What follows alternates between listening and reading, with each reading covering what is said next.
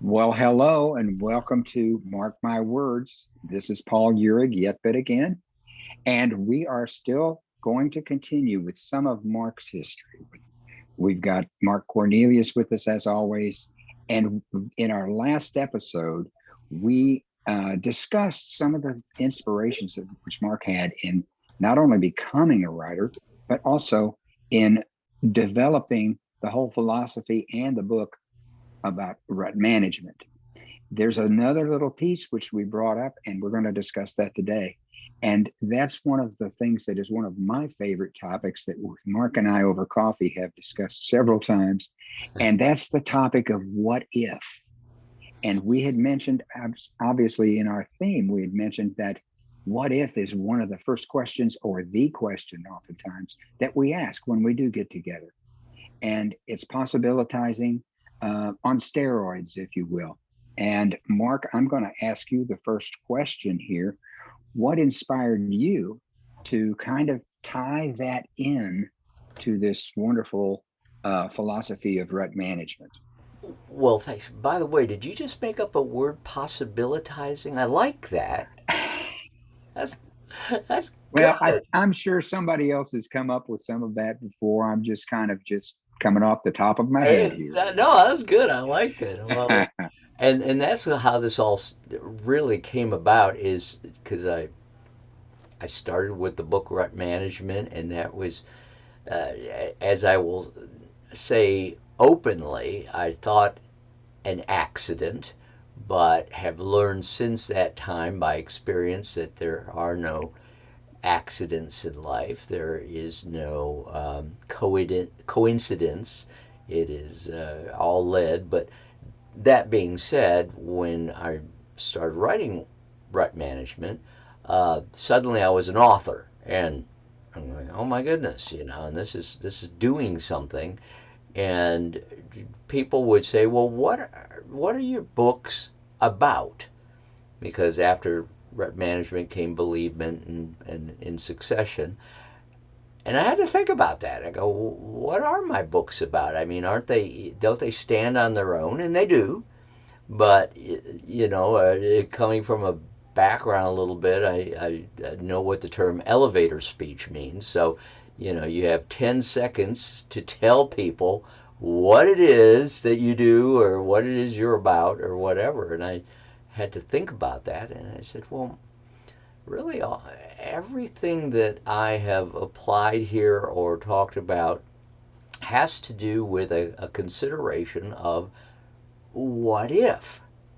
What if things aren't exactly the way that we think they are or perceive them to be? What if the paradigm is not mine? What if it's, Good point. yeah, what if it's another paradigm?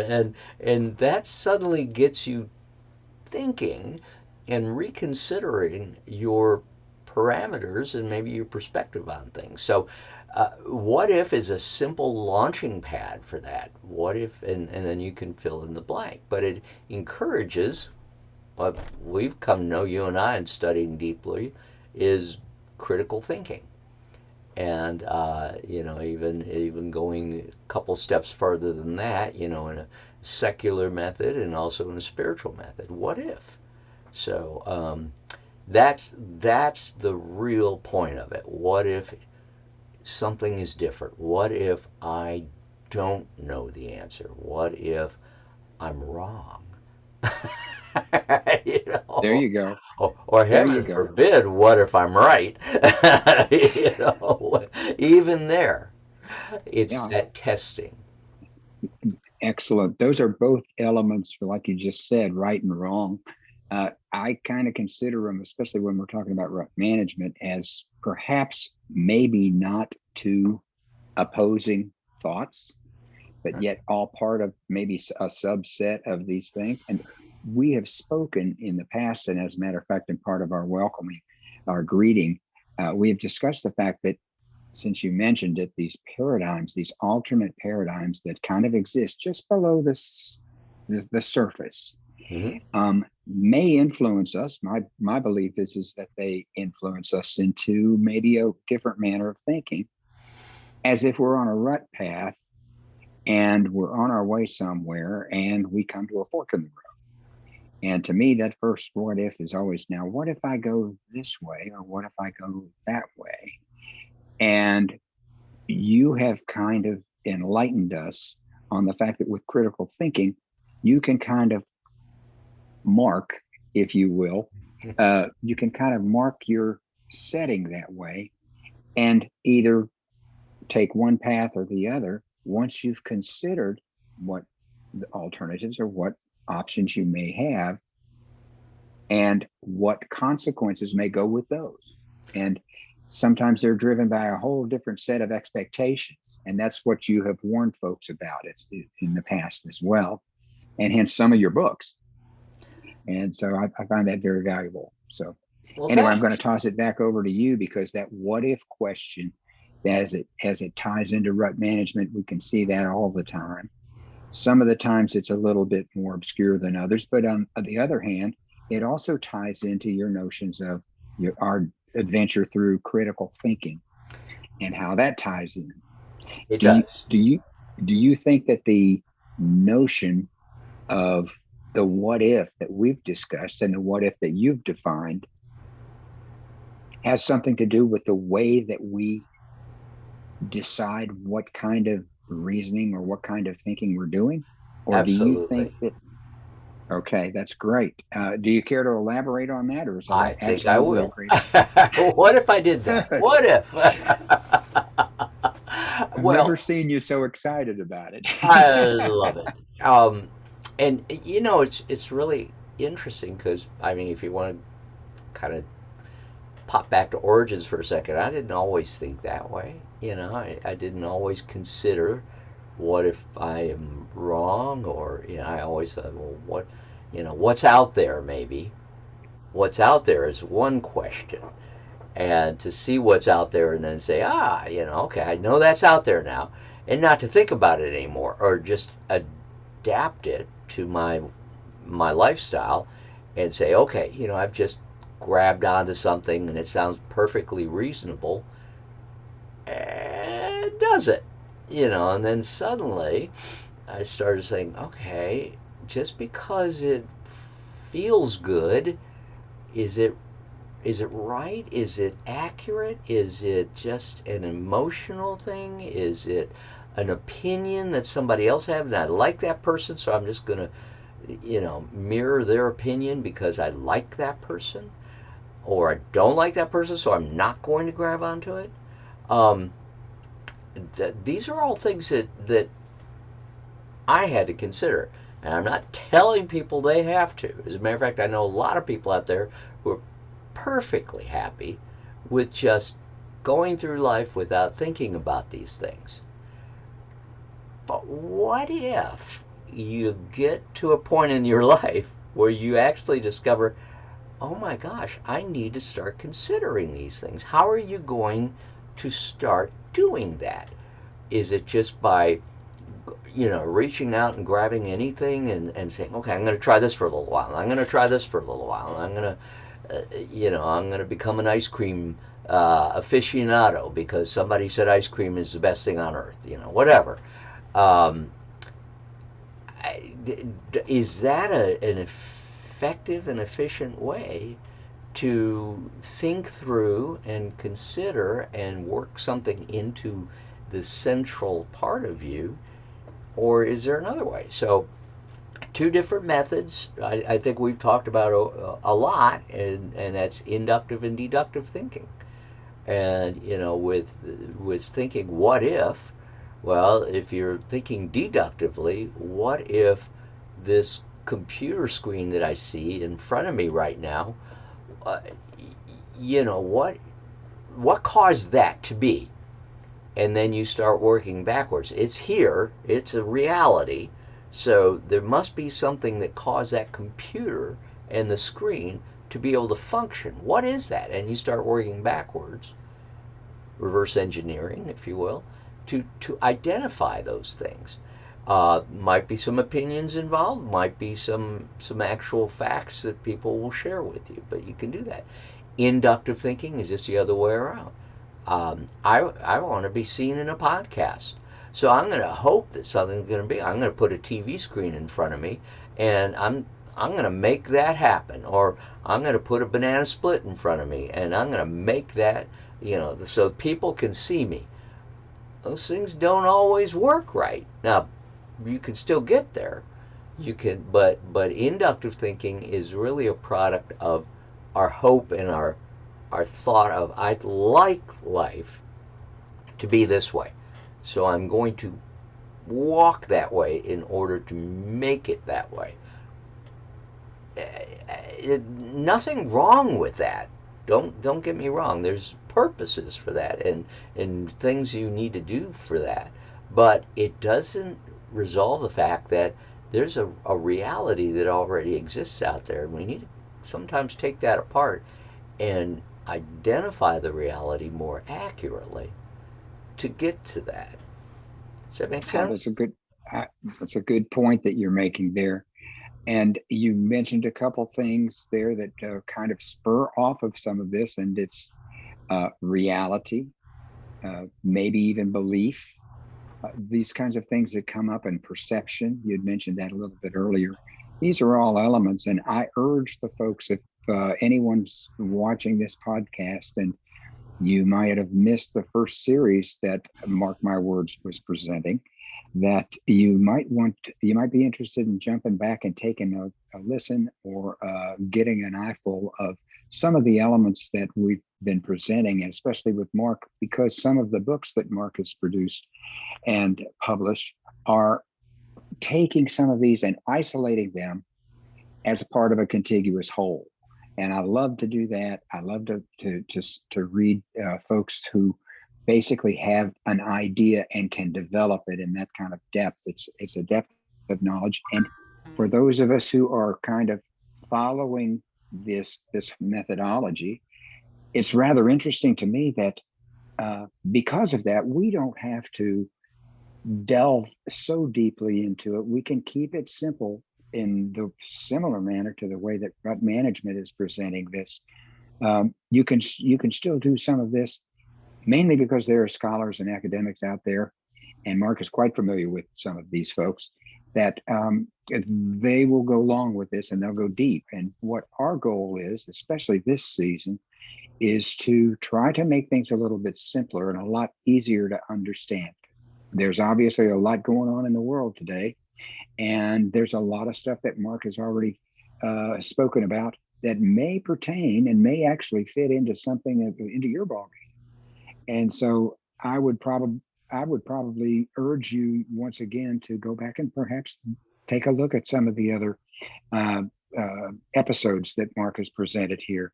And And they can Mark, go to the website, rut, absolutely. rutmanagement.com. Um, you had mentioned something as far as simplifying this. I had to make it simple for me. So you can hear about terms like cognitive reasoning and cognitive dissonance, and those are heady terms for have I justified this by just saying because I want it to be, it's gonna be, or am I looking at it and critically thinking through? And uh, what I found, Paul, and honestly, you helped me discover this. Uh, I am not the only one out there critically thinking. As a matter of fact, I dare say everyone at some time in their life, at some point, thinks critically and may arrive at a completely different perspective or to a different perspective or into a different opinion than mine by using these same skills. Same thing, but different arrival point. Why is that?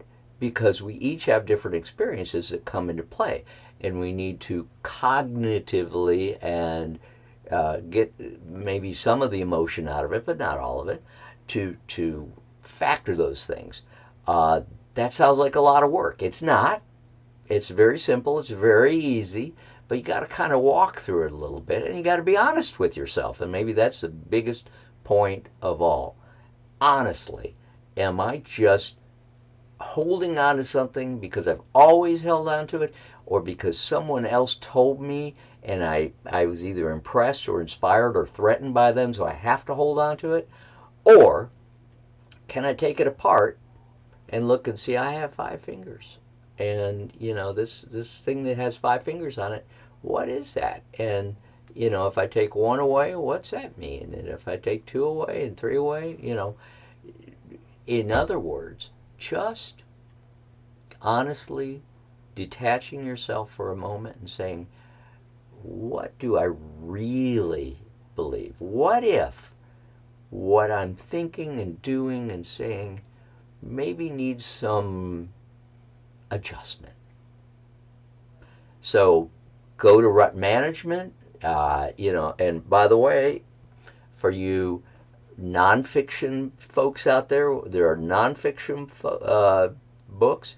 For fiction people, there's not that you're fictional. See, what if you are a real person who likes fiction? How's that? What is reality? Yeah, what is reality?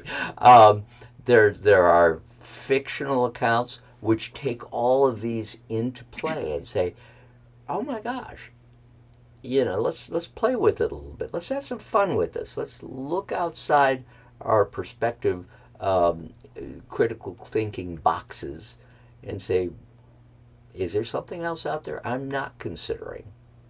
And the answer is, for me, automatically yes, absolutely. And so I Yeah. chase that. Now that I've learned that, I chase it. And there are also critically thought out answers, not just questions. Don't take Paul and I at our word and say, there's just all these questions out there. That's great. That's where I started, and that was a mistake. Honestly, yeah. All you need to do is ask questions. All you need to do is throw stuff out there on the wall and hope it sticks. And question, question, question. Well, if you're doing that, all you're doing is stirring a pot and then never get the soup done. So if you want some real soup to sip later on, you got to have an answer to it. It's done. Here it is. Here's the answer. And that's a great point. And that is one of the things that we will be discussing in this series as well, talking about the fact of, as you mentioned, do we recognize that even as we're going through our thought processes or our emotional processes?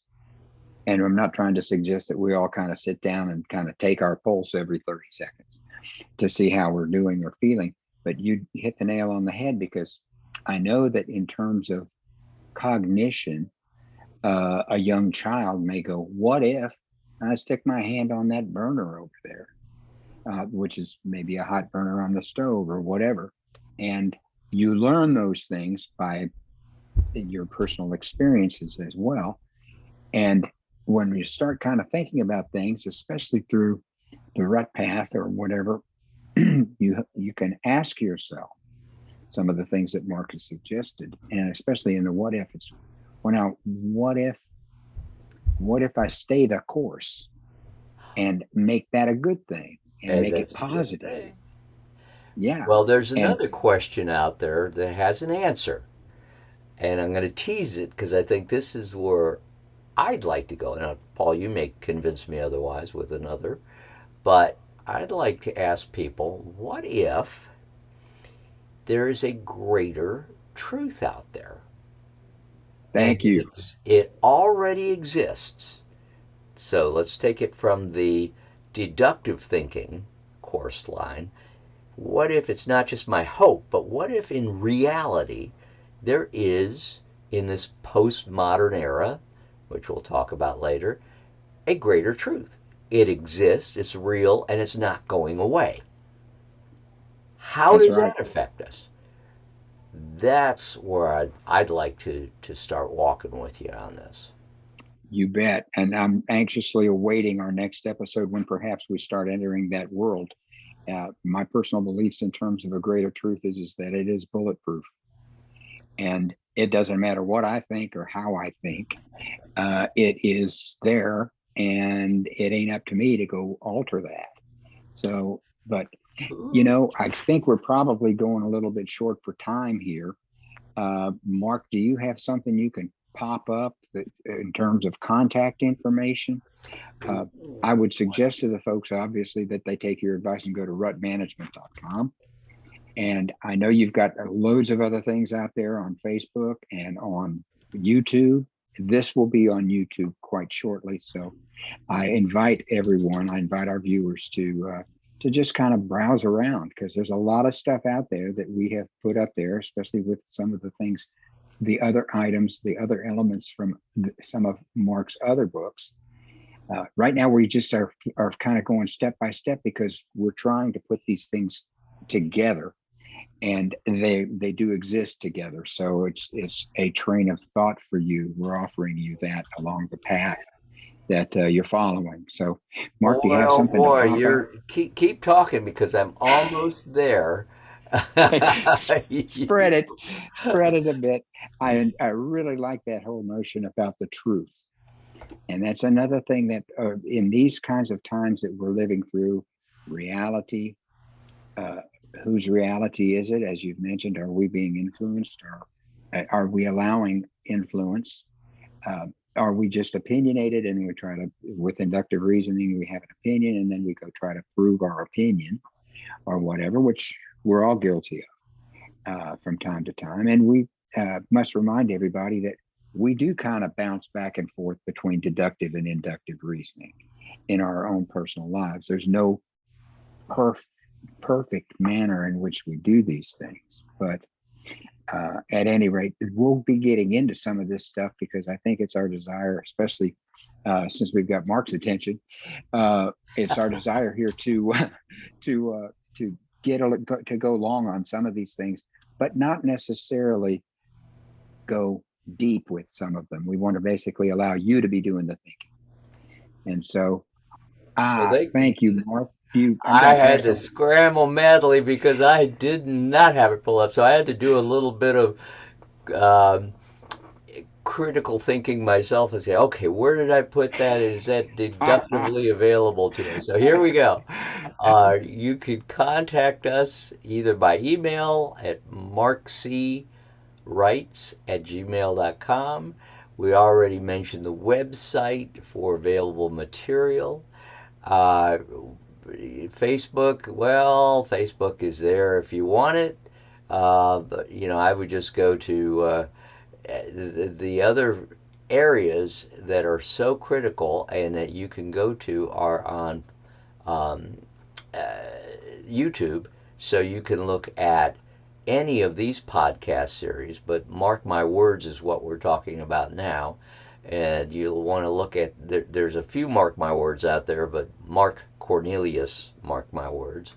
And that's really the best way for reaching out to us is through any of those means. Mark C. Writes is a great dialoguing area, and would love to hear from you. Would love to hear your thoughts on what if. Uh, what if you have a different opinion than mine on even that? Let's go for it. I'd say that way we can challenge one another and hopefully improve our whole perspective together. I think that's a great idea, and we urge you to also to take a look at the Watchmen on the Wall podcast and People of the Land. Those are both very interesting, uh, a little bit different from the way that we're kind of hanging in with Mark My Words, uh, Absolutely. but they are definitely part of Mark's experience, and something that we need to highly respect is the fact that it's always good to have a couple of other perspectives. So, what Mark has mentioned about being able to contact Mark through Mark C. Writes, feel free. And here I am inviting everybody to to slam you, but I'm That's sure you've what had it's some. there for. That's Slam good. on. Absolutely. Or Well, encourage on. I'll even take encouragement. So. abs- there you go. But I guess we probably should just go ahead and close out this particular episode.